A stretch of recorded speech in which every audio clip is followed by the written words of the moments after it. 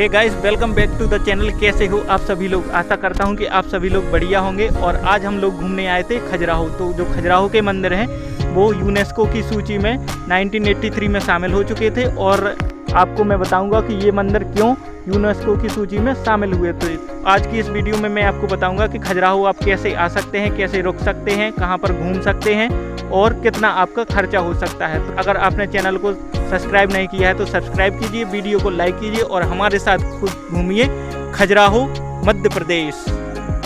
Guys, तो ये है प्रवेश द्वार पश्चिमी मंदिर समूह का और यहाँ से मुख्य द्वार स्टार्ट होता है। तो यहाँ से हम चलेंगे पश्चिमी मंदिर समूह को घूमने के लिए।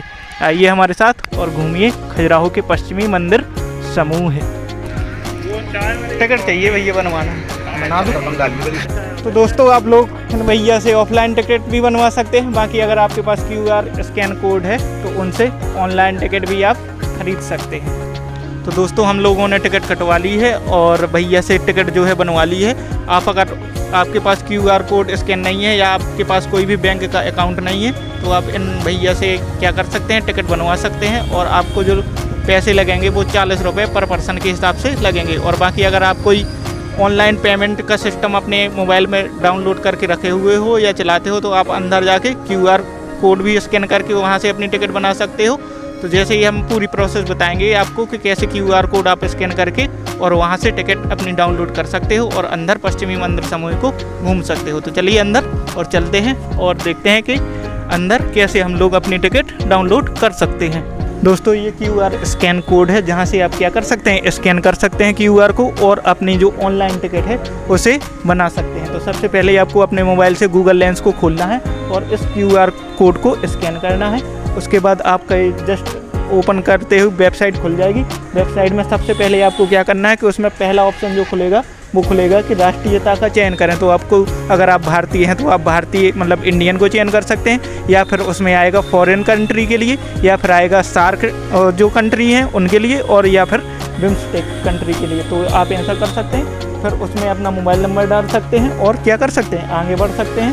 फिर भुगतान करने के लिए आप जो भी पेमेंट का यूज करते हैं जैसे UPI, फ़ोनपे जो भी यूज़ करते हैं तो आप उसे सिलेक्ट कर सकते हैं और मोबाइल पर अपने टिकट प्राप्त कर सकते हैं। जैसे ही आप सिलेक्ट करेंगे तो आपका पेमेंट हो जाएगा 35 रुपये का। और जो यदि आप मतलब बाहर से जो अपनी टिकट बनवाते हैं तो वहाँ से आपको 40 रुपये बोलेंगे और यहाँ पर आपको 35 रुपये में 5 रुपये का डिस्काउंट मिल जाएगा। तो यहाँ से फिर बैक जा कर के आप उसी पेज से अपनी टिकट को डाउनलोड कर सकते हैं और यहाँ से अपनी टिकट बना के अंदर मंदिरों को क्या कर सकते हैं, विजिट कर सकते हैं। तो चलिए हमारे साथ और मंदिरों को विजिट कीजिए। और ये यहाँ पर गवर्नमेंट ऑफ इंडिया के द्वारा अगर आप गाइड चाहते हैं तो गाइड की फ़ीस भी रखी गई है पर पर्सन के हिसाब से, हाफ डे के हिसाब से, फुल डे के हिसाब से। अगर आप 1 से 5 पर्सन के बीच में हैं तो आपको 2050 रुपये लगेंगे हाफ डे के, और फुल डे के लगेंगे 2500 रुपये। और अगर आप 6 से 14 लोग हैं तो आपको 2500 रुपये लगेंगे और फुल डे के लगेंगे आपको 3250 रुपये। और अगर आप 15 से 40 लोग हैं तो आपको हाफ डे के लगेंगे 3350 रुपये और फुल डे के लगेंगे 4350 रुपये। तो ये सब कुछ दी गई है और यहाँ पर आप देख सकते हैं कि ये सब कुछ सूची जो सरकार के द्वारा बनाई गई है। अब बाकी अंदर चलते हैं, फिर घूमते हैं मंदिरों को। तो दोस्तों, यहाँ से हमारी फर्स्ट एंट्री मंदिरों की स्टार्ट होती है और यहाँ पर आपको सबसे पहले टिकट दिखानी पड़ेगी कि यहाँ पर आपकी चेकिंग भी हो सकती है।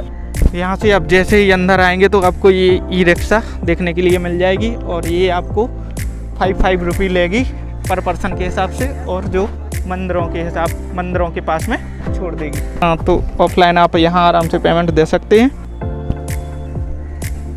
तो ये वाली ई-रिक्शा की कुछ टिकट है, आप देख सकते हो। और यहाँ से अब हम चलते हैं ई-रिक्शा से मंदिरों के पास में।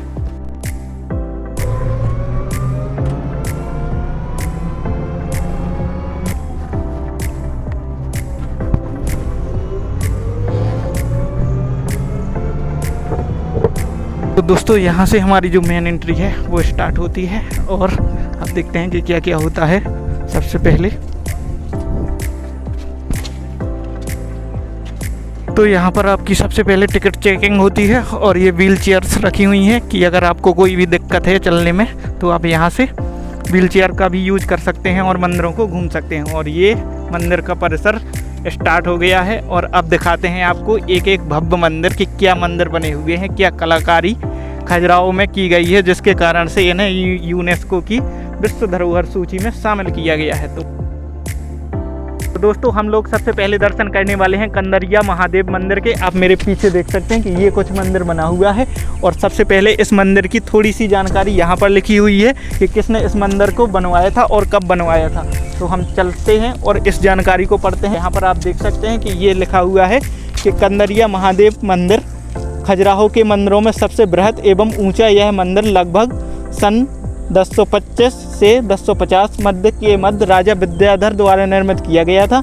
यह मंदिर भगवान शिव को समर्पित है और इसकी योजना विन्यास में मुख्य मंडप और मंडप, महामंडप, अंतराल तथा गर्भगृह है। तो ये सब आप जानकारी यहाँ पर आराम से पढ़ सकते हैं। और यहाँ पर देखिए कि ये सब ब्रेल लिपि में लिखा हुआ है कि यदि आपको देखने में कुछ समस्या है तो आप इसे छू कर भी अगर आपको कुछ जानकारी प्राप्त करनी है तो आप प्राप्त कर सकते हैं।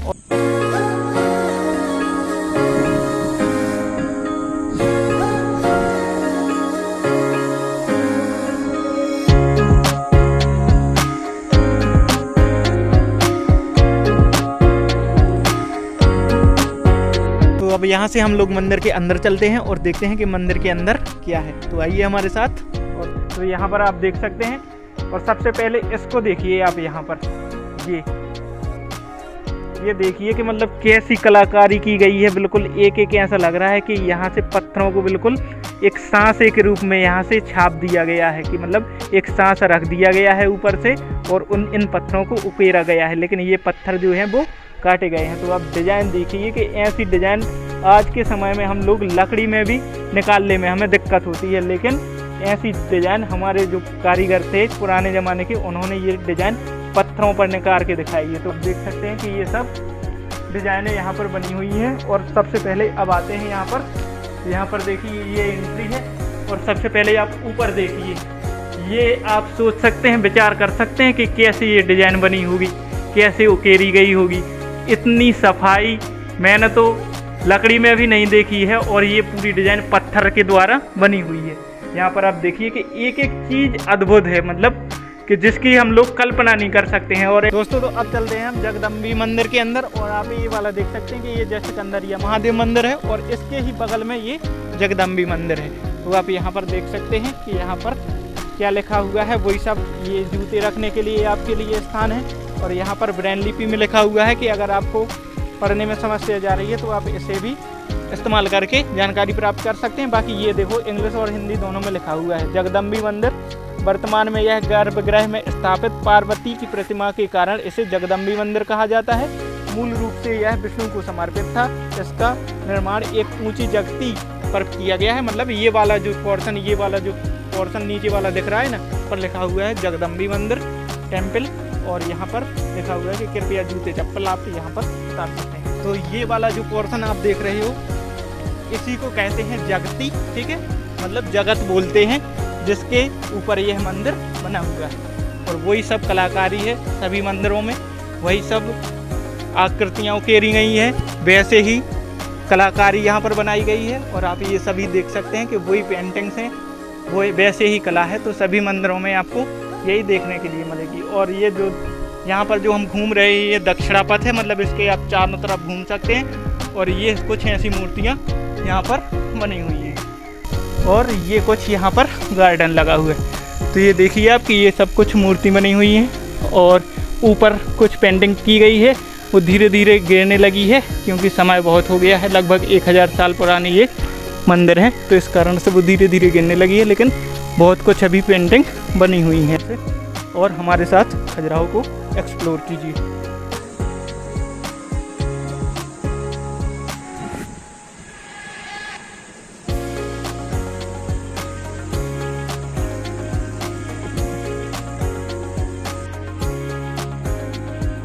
दोस्तों तो हमने कंदरिया महादेव मंदिर घूमा और इसके बाद पार्वती मंदिर घूमा और अब हम घूमने वाले हैं चित्रगुप्त मंदिर। तो ये आप देख सकते हैं कि ये जो सामने वाला आपको मंदिर दिख रहा है ये कौन सा मंदिर है, चित्रगुप्त मंदिर। तो इसकी भी जानकारी हर मंदिर के बगल में आपको एक बोर्ड मिलेगा जिसमें उस मंदिर से संबंधित जो भी जानकारी है वो सब कुछ लिखी हुई है। तो आप यहाँ पर आकर के पढ़ सकते हैं, वही लिखा है कि यह मंदिर जगदम्बी मंदिर के सादृश्य है, जिसमें दक्षिणापथ रहित गर्भ अंतराल 3, तो ये सब कुछ आप पढ़ सकते हैं, वही सब लिखा है। मंदिर यहाँ के जो खजुराहो के मंदिर हैं वो लगभग सेम है, सभी में वैसे ही गर्भगृह बने हुए हैं, वैसे ही जगती बनी हुई है, वैसे ही मूर्तियाँ उकेरी गई हैं और वैसे ही कलाकारी की गई है। तो आप सभी आराम से आइए और इन मंदिरों को क्या कीजिए, घूमिए, और मैं आपको सभी मंदिर दिखा रहा हूँ एक एक करके कि कैसे क्या ये मंदिर बने हुए हैं। तो पूरे मंदिर जो हैं वो यहाँ के पत्थर से ही बने हुए हैं, कहीं पर भी सीमेंट का जोड़ नहीं है और कहीं पर भी कोई ऐसा जोड़ नहीं है जो आज के आर्टिफिशियल समय में चलता है। तो ये सब कुछ मंदिर बने हुए हैं पहले से, और यही सब आप देख सकते हैं कि यहाँ से ये वाला जो मंदिर का गर्भगृह का अंदर का हिस्सा है, तो आप यहाँ से देख सकते हैं। मैं मंदिर के अंदर इसलिए नहीं जा रहा हूँ क्योंकि मंदिर के अंदर अंधेरा है, तो आपको कुछ दिखाई नहीं देगा, तो इस कारण से हम लोग शूट नहीं कर रहे हैं। तो बाकी हम लोग अंदर जाएंगे बाद में, तो आपको ये सब कुछ चीज़ें बाहर से मैं दिखाता हूँ कि बाहर से आप देख लीजिए कि वही सब मूर्तियाँ बनी हुई हैं, वैसे ही कलाकारी है सब इन। और यहाँ पर ये आप देख सकते हैं कि ये कुछ इन्होंने गार्डन भी बनाया हुआ है, इसमें आसानी से काम चल रहा है, घास कटिंग हो रही है। तो ये कुछ चित्रगुप्त मंदिर है, आप देख सकते हैं कि वही सब है, वही कलाकृतियाँ हैं, वही डिजाइनिंग है। ऊपर आप देख सकते हैं कि ऊपर जो डिजाइनिंग थी वो गिर रही है धीरे धीरे, क्योंकि समय बहुत हो गया है। ये मंदिर लगभग 1000 ईस्वी के आसपास बने थे, तो लगभग 1000 साल हो चुके हैं। तो इस कारण से वो जो ऊपर वाला पोर्शन देख रहे हैं जिसमें साफ दिख रहा है सब कुछ, पहले वहाँ पर जो नीचे डिजाइनिंग थी वो ऐसी डिजाइनिंग थी पूरे मंदिर में ऊपर तक, लेकिन वो अब क्या है हो रही है, धीरे धीरे गिर रही है। तो इस कारण से ये जो मंदिर है वो मतलब बहुत ही अद्भुत है, और ये जो कलाकारी है वो भी बहुत ही क्या है, अद्भुत है। और जो पेंटिंग है वो ऊपर से थोड़ी कलाकारी जो है वो धीरे धीरे गिर रही है, और नीचे चीप बची हुई है, और ये पत्थर हैं। अब ये समझने वाली बात है कि ये पत्थरों को कैसे सेट किया होगा, क्योंकि आप यहाँ पर देखिए कि यहाँ पर भी कुछ नहीं है, यहाँ से ये वाले पत्थर हैं, यहाँ पर ये ऐसा लग रहा है कि ये वाला एक पीस है, ये वाला एक पीस है, ये वाला एक पीस है, ये वाला पीस है, और एक दूसरे के ऊपर सभी को सेट किया गया है। लेकिन सोचने वाली बात तो ये है कि ये वाली जो कलाकारी पत्थरों को काट के की गई, ये बहुत ही अद्भुत है। ये कुछ ऐसी मूर्तियाँ उकेरी गई हैं, तो आप ये सभी देख सकते हैं। और हर मंदिर में आपको एक अद्भुत चीज़ ये देखने के लिए मिलेगी कि ये जो ऊपर तक ये गीत ऊपर तक गई हुई है, ये तड़क चालक लगा हुआ है, जिससे अगर बिजली गिरे तो इन मंदिरों को नुकसान न पहुंचा पाए। तो यहाँ से ये तड़क चालक है जो ये नीचे चला जाता है, और जिससे ये मंदिर बिजली से सुरक्षित रहें। देख सकते हैं कि खजुराहो में टोटल 87 मंदिर थे, लेकिन आज के समय में केवल 22 मंदिर ही शेष बचे हुए। और इसके बाद जो हम अगला मंदिर है उसको एक्सप्लोर करेंगे और उसमें देखेंगे कि उसमें क्या क्या बना हुआ है। तो ये हमारा चित्रगुप्त मंदिर था। इसके बाद 2-3 मंदिर और बचे हैं पश्चिमी समूह के। तो पश्चिमी समूह के मंदिर को हम कवर करने के बाद जैन मंदिर समूह को कवर करने के लिए जाएंगे, जो खजुराहो से थोड़ी ही दूरी पर हैं। तो जल्दी से चलते हैं और इन मंदिरों को कवर करते हैं, और इसके बाद हम जैन मंदिर समूह को कवर करेंगे।